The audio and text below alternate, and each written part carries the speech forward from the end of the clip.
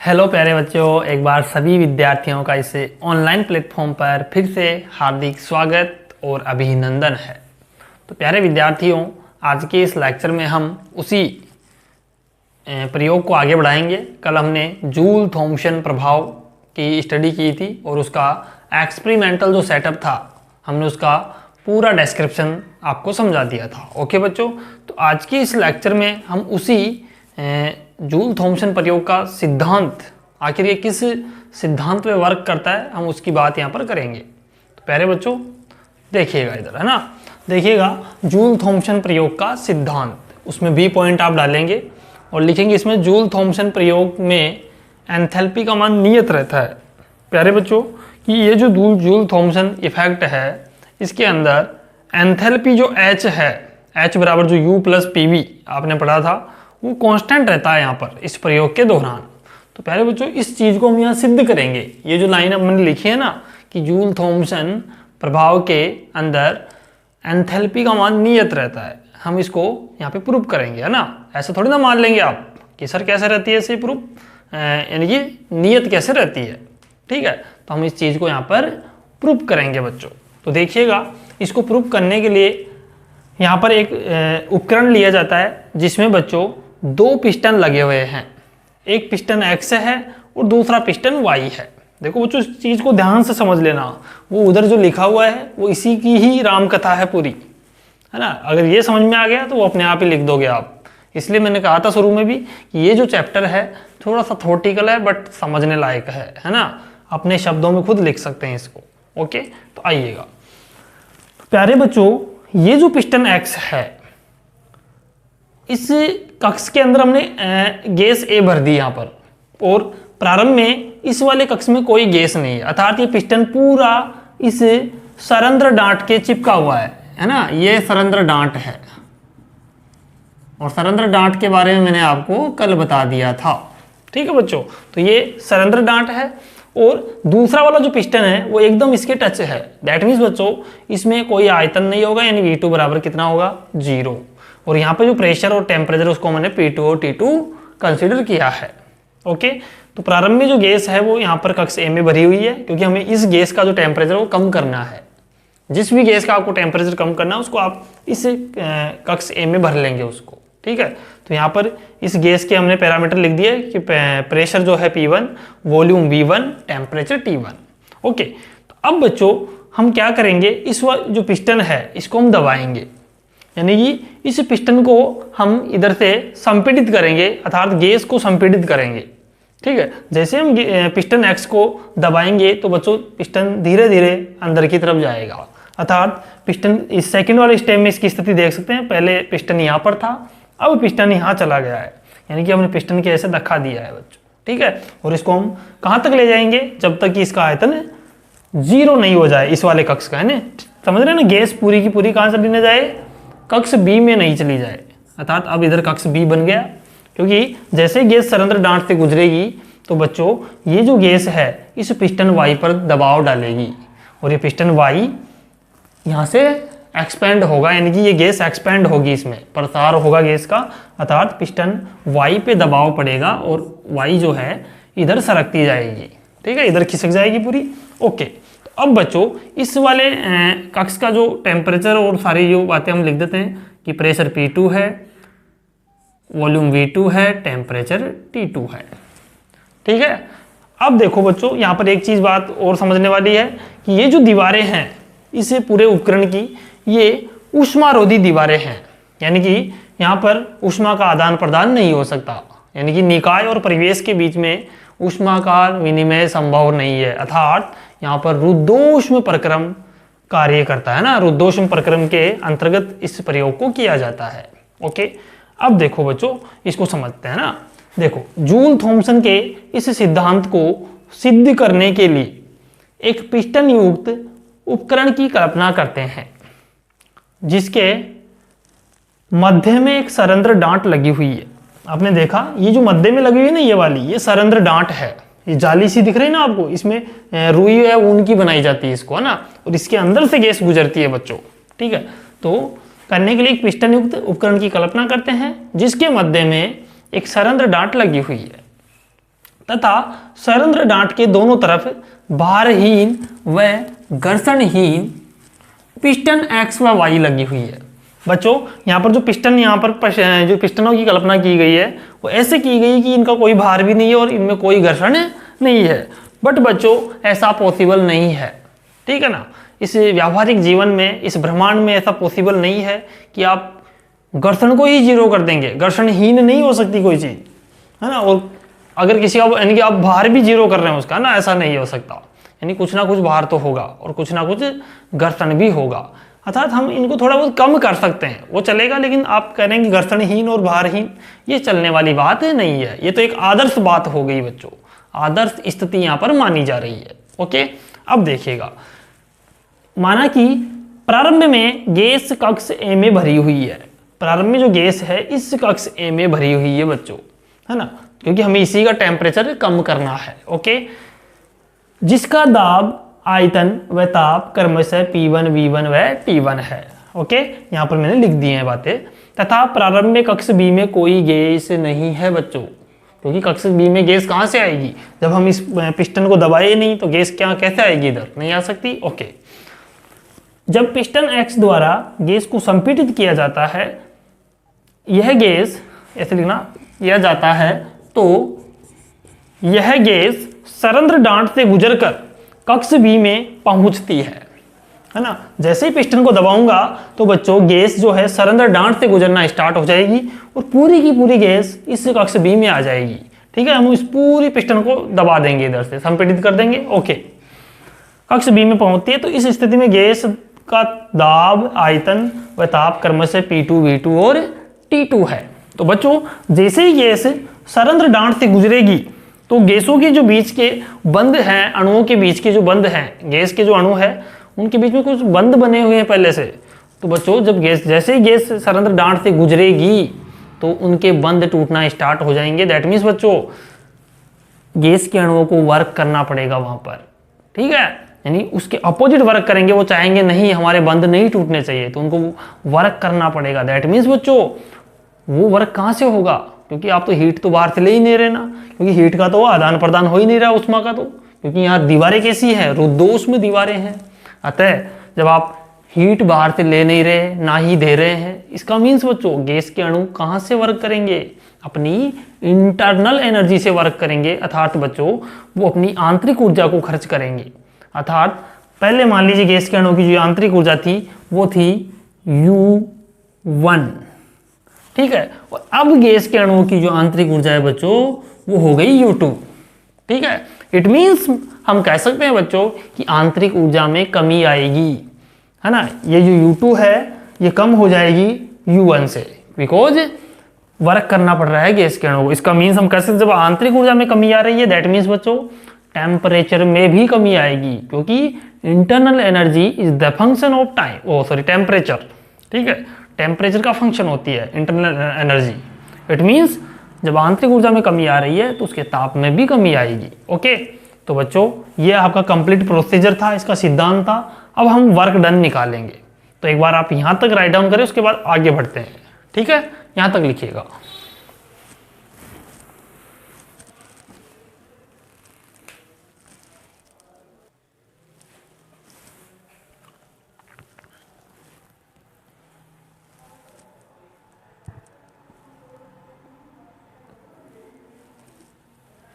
अब देखिए बच्चों हम वर्क डन फाइंड करते हैं, है ना। तो आपको इसी के नीचे लिखना है, ठीक है। तो कैसे लिखोगे देखिएगा। अब हम इसका वर्क डन फाइंड करते हैं, थोड़ा सा मैथमेटिकल प्रोसेस है वो कंप्लीट करते हैं, फिर इसका सिद्धांत अपना कंप्लीट हो जाएगा और फिर जूल थॉम्सन प्रभाव भी कंप्लीट हो जाएगा। तो बच्चों जब भी एग्जाम में क्वेश्चन आए तो आपको जो मैं पूरा कल पढ़ाया और आज जो पढ़ा रहा हूँ वो कंप्लीट करके आना है। देखिएगा अब लिखेंगे हम कि सर्वप्रथम देखो बच्चों पिस्टन एक्स को हम जब दबा रहे हैं तो जो पिस्टन एक्स है वो गैस के अणुओं पे दबाव डाल रही है। इट मीन्स पिस्टन एक्स द्वारा गैस के अणुओं पर किया गया कार्य है ना। पिस्टन को वर्क करना पड़ रहा है। क्यों? क्योंकि यहाँ पर ये जो गैस के अणु है हम इनको किधर भेजना चाहते हैं? इसे सरंध्र डांट से होकर भेजना चाहते हैं, यानी कि कक्ष बी में भेजना चाह रहे हैं। इट मीन्स बच्चों पिस्टन एक्स द्वारा, तो लिखेंगे पिस्टन पिस्टन X द्वारा गैस के, ऐसे लिख दो, गैस पर किया गया कार्य, कि पिस्टन X द्वारा गैस पर किया गया कार्य। ओके, तो देखिए बच्चों, कार्य बराबर क्या होता है, वर्क डन। हम लिख सकते हैं W equal to P dV, ठीक है, या dW लिख दो इसको, है ना, और हम इसका कार्य मान लेते हैं 1, dW1, ठीक है। और अब देखो बच्चों, यहाँ पर वॉल्यूम की लिमिट क्या होगी वो देखते हैं। देखिए बच्चों, प्रारंभ में गैस का जो वॉल्यूम है वो V1 है, ठीक है, V1 वॉल्यूम है, और हम इसको कब तक दबाएंगे, इसको ऐसे दबाते जाएंगे कहाँ तक आएगी पिस्टन, इस सरंध्र डांड तक। जैसे ही यहाँ तक आएगी तो ये पूरा वॉल्यूम कवर हो जाएगा। इट मीन्स बच्चों, यहाँ पर वॉल्यूम V1 जो है 0 हो जाएगा, और पूरी की पूरी गैस इधर चली जाएगी, तो ये पिस्टन इधर चली जाएगी। इसका मतलब V2 अब वॉल्यूम बन जाएगा इधर, यानी वो V1 किधर, किस में चेंज हो गया, V2 में। ओके, तो हम कह सकते हैं V1 से 0, यानी हम पिस्टन को कहाँ तक दबा सकते हैं, यहाँ पर देख रहे हो ना, यहाँ पर अपन पूरा यहाँ तक ले जाएंगे ना। इसकी सेकंड स्थिति यहाँ देखिएगा, यहाँ पर V1 अब कितना हो गया है, 0 हो गया है बच्चों। ओके, तो V1 से 0, तो P dV, तो dW1। अब देखिए यहाँ से D हटा दोगे क्योंकि इंटीग्रेशन दोनों तरफ करना होगा, तो W1 इक्वल टू, यहाँ पर देखो P जो प्रेशर है यहाँ पर P1 है, P1 एंड V1 से 0, तो W1 equal to P1 0 minus V1। That means बच्चों, W1 की जो वैल्यू है वो आ गई माइनस P1 V1, समीकरण नंबर 1। ओके, अब देखो बच्चों, गैस पिस्टन को हमने दबाया तो गैस इसमें चली गई कक्ष B में। अब देखो, इस गैस द्वारा पिस्टन पे वर्क किया जाएगा। पहले क्या हो रहा था, पिस्टन गैस पे वर्क कर रही थी, अब पिस्टन पर गैस के द्वारा वर्क किया जाएगा, क्योंकि गैस इस पे दबाव डालेगी तो पिस्टन इधर जाएगी। इट मीन्स बच्चों, सेकंड स्थिति क्या आ गई, ये लिखेंगे, गैस तथा गैस द्वारा पिस्टन Y पर किया गया कार्य, ठीक है बच्चों। या ऐसे भी कह सकते हैं, निकाय द्वारा पिस्टन Y पर किया गया कार्य, क्योंकि गैस को यहाँ पर निकाय सिस्टम माना जाएगा। ओके बच्चों, हाँ, ये ध्यान रखें। अब देखो, Y पर किया गया कार्य कितना होगा, इसको हम W2 कंसीडर करते हैं। इसकी जो लिमिट है बच्चों, कहाँ तक हो जाएगी, देखो, पहले वॉल्यूम कितना था, 0 था, स्टार्टिंग में वॉल्यूम 0 था V2, अब कितना हो गया, V2 हो गया। ओके, 0 से V2, और वही P dV। अब प्रेशर कितना है, P2, तो W2 is equal to P2 बाहर हो जाएगा, और dV का हो गया इंटीग्रेशन V 0 से V2। तो यहाँ पर देखिएगा बच्चों, W2 is equal to P2 V2, समीकरण नंबर 2। अतः गैस के प्रसारित होने में कुल कार्य कितना हो गया, अतः गैस को प्रसारित होने में या एक्सपेंड होने में, प्रसारित होने में कुल किया गया कार्य या कुल कार्य देखिए बच्चों, तो हम उसको dW से रिप्रेजेंट करते हैं, कुल कार्य को, ठीक है, dW से कर लेते हैं, या फिर आप ऐसे भी लिख सकते हैं, कुल कार्य बराबर, तो dW इक्वल टू हो जाएगा बच्चों W1 प्लस W2, तो W1 प्लस W2। तो यहाँ पर वैल्यू पुट करेंगे, एक बार आप यहाँ तक राइट डाउन करें, उसके बाद आगे देखते हैं अपन, है ना।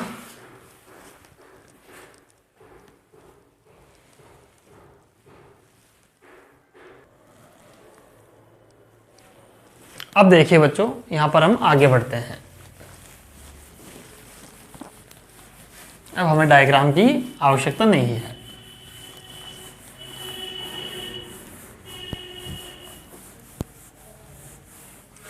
अब देखिए बच्चों, यहाँ पर कुल वर्क डन dW से हमने रिप्रेजेंट किया है। dW is equal to W1 कितना है बच्चों, देखो W1 की वैल्यू है माइनस P1 V1 और W2 की है P2 V2। या हम कह सकते हैं dW equal to P2 V2 minus P1 V1, समीकरण नंबर 3। ओके, अब देखिए बच्चों, आगे हमारे पास ये इक्वेशन आ गई। अब यहाँ पर जो हम इस प्रयोग में देख रहे हैं बच्चों कि यहाँ पर हम प्रक्रम कौन सा यूज कर रहे हैं, यानी कि यहाँ पर जो प्रक्रम यूज हो रहा है वो है रुद्धोष्म प्रक्रम। और प्यारे बच्चों, आप सभी जानते हैं कि रुद्धोष्म प्रक्रम में ऊष्मा का आदान प्रदान नहीं होता। दैट मीन्स जो कुल ऊष्मा है वो नियत रहती है। ओके, तो यहाँ पर उसी कॉन्सेप्ट का यूज करेंगे और इसको आगे बढ़ाते हैं, है ना। तो देखिए बच्चों, यहाँ पर लिखेंगे ऊष्मागतिकी के प्रथम नियम से, ऊष्मागतिकी के प्रथम नियम से डेल क्यू बराबर D U plus del W लिख लो ना, या डी डब्ल्यू लिख दो क्योंकि हमने यहाँ डी डब्ल्यू नोटेशन यूज किया है। ठीक है, इसको समीकरण नंबर 4 लिखोगे। सिंस यहाँ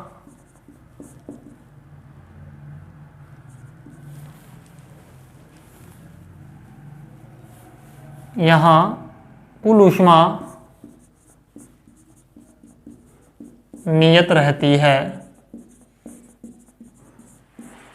अतः Q क्या रहेगा, नियत। और जब Q नियत हो गया तो डेल्टा Q क्या हो गया, 0। तो यहाँ पे क्या आ जाएगा, 0 बराबर D U plus D W, या मैं इसको लिख सकता हूँ D U plus D W equal to 0, ऐसे भी लिख सकते हैं। समीकरण नंबर 5।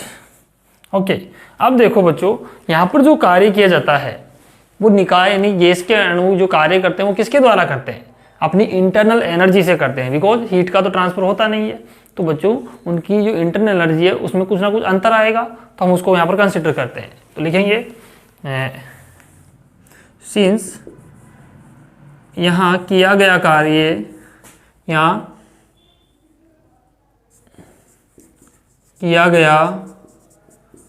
कार्य आंतरिक ऊर्जा से संपन्न होता है, आंतरिक ऊर्जा से संपन्न होता है। अतः माना गैस के अणुओं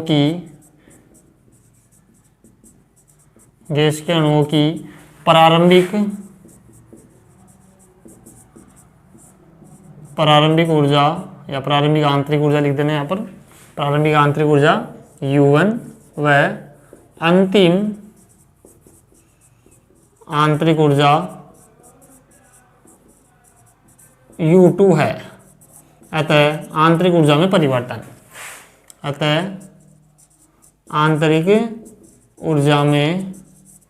परिवर्तन, एक बार यहाँ तक लिखो बच्चों, उसके बाद आगे बढ़ते हैं।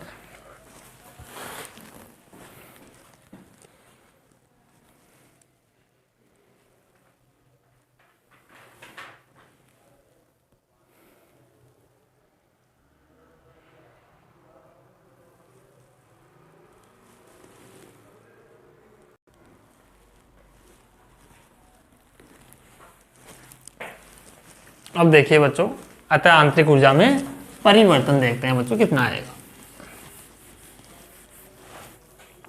आंतरिक ऊर्जा में परिवर्तन, उसको मैंने डी से नोटेशन दिया है, उसको डी और वो हो जाएगा U2 माइनस U1। ठीक है बच्चों, यहाँ पर परिवर्तन हम देख रहे हैं बच्चों। ठीक है, तो U2 माइनस U1 यहाँ पर आएगा, बिकॉज पहले जो आंतरिक ऊर्जा थी वो U1 थी, बाद में कितनी हो गई U2, तो U2 माइनस U1 करना होगा। यहाँ पर आप वो ना समझे कि सर U2 तो आपने कम बताया था, कि हम कम में से ज़्यादा कैसे, यहाँ पर अंतर देख रहे हैं ओनली, है ना। जब इसका परिमाण लेंगे तो अपने आप पॉजिटिव आएगा। ओके, तो उसका आप टेंशन ना ले। तो यहाँ पर डी यू बराबर U2 माइनस U1 करना है आपको, समीकरण नंबर 6। अब देखिए बच्चों, समीकरण 6 का मान आप कहाँ रखेंगे, 5 में, और इसी प्रकार से dw का मान ये रहा, तो लिखेंगे समीकरण 3 व 6 का मान समीकरण 5 में रखने पर, तो 5 में रखेंगे तो क्या मिलेगा, देखिएगा डेल्टा क्यू तो हमारे पास 0 हो गया था यहाँ पर, तो डी यू का वैल्यू है U2 माइनस U1 प्लस, और डी डब्ल्यू की जो वैल्यू है बच्चों वो है P2 V2 minus P1 V1 is equal to 0। ठीक है, ये वाली वैल्यू हमें मिलेगी बच्चों। तो अब देखिएगा यहाँ पर आगे बढ़ते हैं इसमें, तो अब हमें यहाँ पर एंथैल्पी को कांस्टेंट दिखाना है बच्चों, क्योंकि जो जूल थॉमसन प्रभाव का जो सिद्धांत है वो यही है कि इस प्रयोग के अंदर एंथैल्पी का मान नियत रहता है। तो देखिए अभी उसको हम प्रूव करते हैं यहाँ पर। यहाँ से देखो बच्चों, तो U2 माइनस U1, इसको आप ऐसे लिख लो U2 प्लस P2V2, ठीक है, और माइनस U1 प्लस P1V1, ठीक है, इज इक्वल टू 0। और सिंस प्यारे बच्चों तुम सभी जानते हैं यहाँ पर कि H बराबर होता है U प्लस PV, होता है कि नहीं। तो जब U2 प्लस P2V2 है तो U2 प्लस P2V2 को क्या कर सकता हूँ मैं, H2। इस वाली क्वांटिटी को मैं H2 बोल सकता हूँ ना, तो मैं इसको बोलूँगा H2 माइनस H1 बराबर 0, है ना। ये किस में अंतर आया, इसमें एंथैल्पी में, और इस अंतर को मैं DH बोल दूँ, ठीक है। DH बराबर H2 माइनस H1 है तो बराबर 0। इट मीन्स बच्चों H यहाँ पर क्या आ गया, नियत राशि आ गई। अतः जूल थॉमसन प्रभाव में, जूल थॉमसन प्रभाव में या सरंद्र डांट प्रयोग में एंथैल्पी का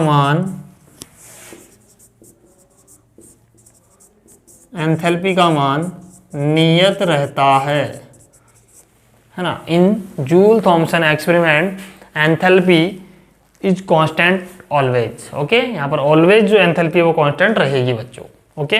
तो ये यहाँ तक हमने इसको कंप्लीट किया है। अब हम इसके कुछ निष्कर्ष देखेंगे। एक बार आप यहाँ तक लिखिएगा, उसके बाद आगे बढ़ते हैं ना। यहाँ तक लिखो एक बार।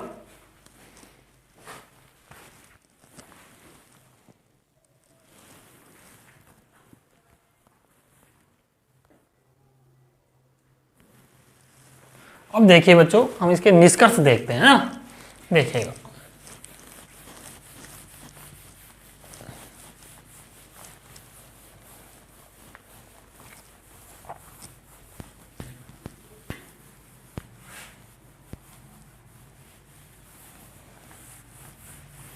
अब देखिए बच्चों, आप इसको भी एक इक्वेशन दे देना ना, इसको 7 नंबर दे दीजिएगा। और देखो समीकरण 7 से आप कैसे लिख दोगे इसको, U2 प्लस P2V2, और इस माइनस इस क्वांटिटी को उधर ले जाओ प्लस की हो जाएगी, है ना। तो बराबर U1 प्लस P1V1, ठीक है बच्चों। तो यहाँ पर कुछ केसेस लेंगे अपन, है ना। केस फर्स्ट में देखो, यदि P2V2 ग्रेटर देन P1V1 हो। देखो बच्चों, यदि P2V2 ग्रेटर देन P1V1 हो तो क्या होगा, तो U2 जो है बच्चों, अब देखो यहाँ पर समझना कैसे। P2V2 इनकी जगह कोई वैल्यू ले लो। देखो एक बार मैं तुम्हें समझाता हूँ, है ना, कि हमें पता है 5 + 7 और 7 + 5, ऐसे लिख दिया मैंने, ठीक है। ऐसे समझो इस चीज़ को कि 5 और 7 12 और 7 और 5 भी 12 होते हैं, है ना। इक्वल है दोनों इस टाइम पे। अगर बच्चों मैंने क्या किया है कि यहाँ पर देखो इस वाली क्वांटिटी को बढ़ा दिया, है ना, P2V2 को बढ़ा दिया, इसको मैंने P2V2 माना है, ठीक है। या फिर देखो अलग क्वांटिटी अलग संख्या भी आप ले सकते हैं, है ना, कोई दिक्कत नहीं। ये ले लो P2V2, इसको क्या कहा मैंने, P1V1। देखो यहाँ पर समझना, ये P2V2 हो गया, इसको P1V1 हमने बोला है। तो यहाँ पर देखो P2V2 ग्रेटर देन P1V1, यानी कि 7 ग्रेटर देन 5, ओके। जब 7 ग्रेटर देन 5 है बच्चों, इट मीन्स मैं कह सकता हूँ, इसको मैंने मान लिया बच्चों U2 और इसको U1। इट मीन्स कि जो 5 है वो लेस देन हो गया ना 7 से अपने आप ही। ऐसा भी कह सकते हैं कि 5 जो है 7 से लेस देन होगा, दैट मीन्स U2 बच्चों लेस देन होगा U1 से, ऐसा कह सकते हैं अपन। तो आता है हो तो U2 लेस देन U1 होगा, अर्थात गैस का या गैस को सैरंध्र डांट से गुजारने पर, या गैस द्वारा ऐसे लिख सकते, कैसे भी लिख दो अपनी भाषा में ना, गैस को सैरंध्र डांट से गुजारने पर आंतरिक ऊर्जा में क्या आती है बच्चों, आंतरिक ऊर्जा में कमी आती है, अर्थात ताप में कमी आती है।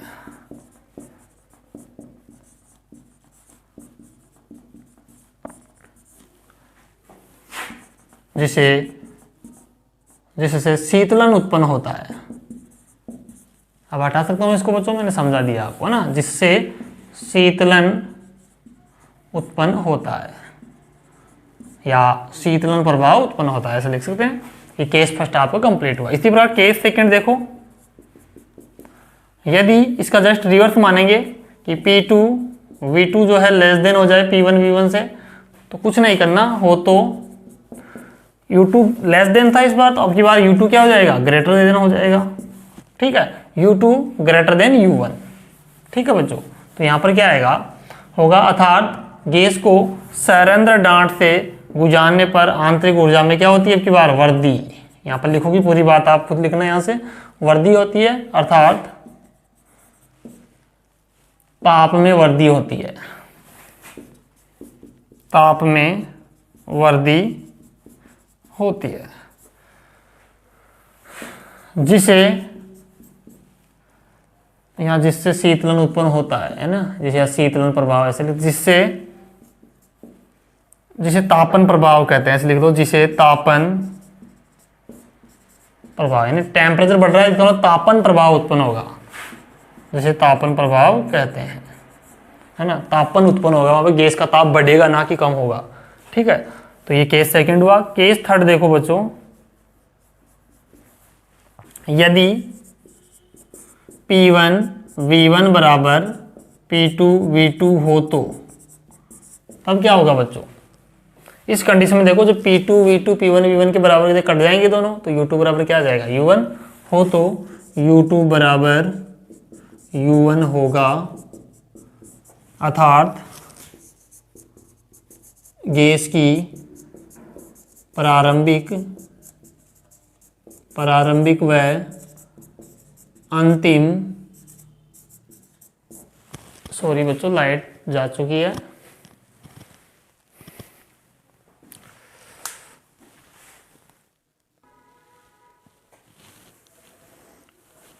तो प्यारे बच्चों लाइट आ चुकी है। अब देखिएगा ना, अर्थात गैस की जो प्रारंभिक व अंतिम ऊर्जा है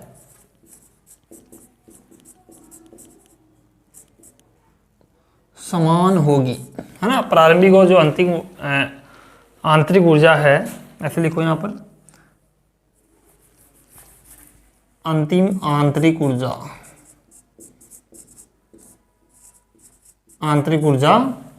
समान होगी।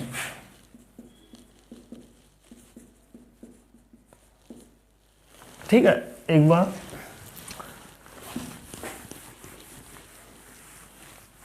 जब प्यारे बच्चों प्रारंभिक व अंतिम जो आंतरिक ऊर्जा है वो समान हो गई, दैट मीन्स बच्चों गैस के ताप में ना तो कमी आएगी ना ही वृद्धि होगी।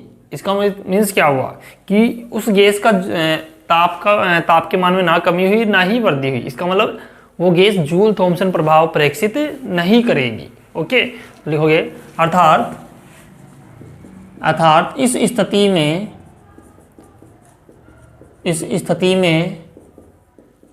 जूल थॉमसन प्रभाव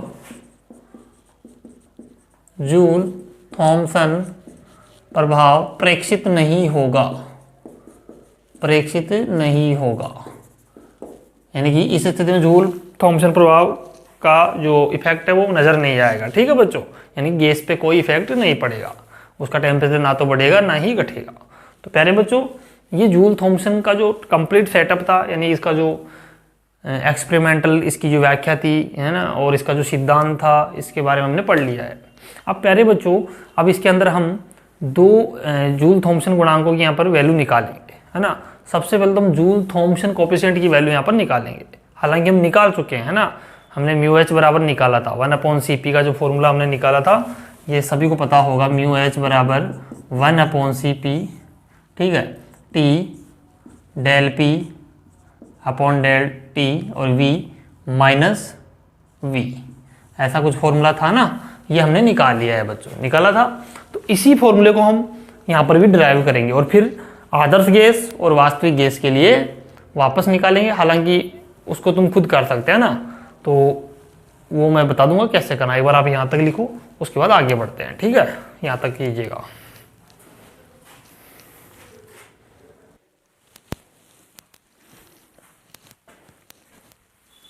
अब देखिए बच्चों, यहाँ तक करने के बाद सुन लो क्या करना है, तुमको स्वयं को करना है वो काम, है ना। बार बार मैं करवाऊंगा, उसे टाइम लगेगा, क्या मतलब है, ठीक है। तो देखिएगा, मैं बता देता हूँ क्या प्रोसीजर करना है।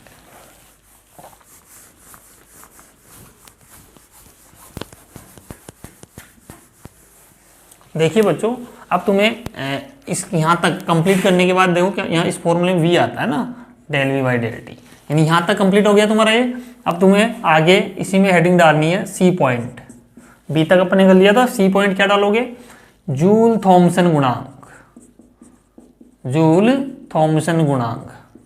और मैंने आपको जूल थॉमसन गुणांक की वैल्यू कैलकुलेट करवाई थी मैक्सवेल समीकरण के अनुप्रयोग से, है ना।